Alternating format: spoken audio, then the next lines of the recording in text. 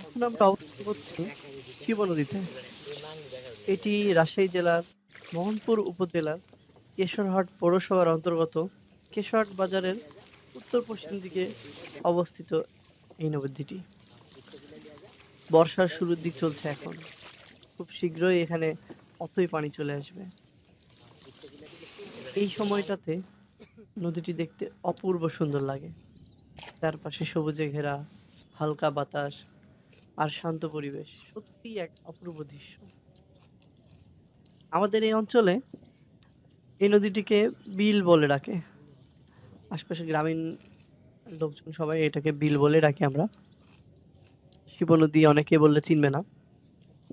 এই সময় বর্ষার এই আগ মুহূর্তে এই সময় আমাদের এই বিল জুড়ে লাল সাদা শাপলা ফুল ফোটে।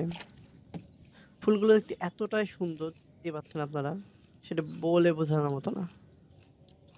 শহরের তুলনায় আমাদের এলাকায় পরিবেশ দূষণ অনেক অনেক কম, যে কারণে নদীর পানি অনেক স্বচ্ছ এবং সুন্দর দেখা যাচ্ছে। দেখতেই পাচ্ছেন নদীতে আকাশের রঙিন নীল রং শোভা পাচ্ছে।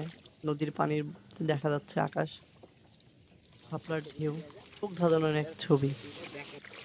পড়ন্ত বিকেলে আমাদের এই নদীর পাড়ে বা বিল ধারে একবার আসলেই মনটা জুড়ে যাবে।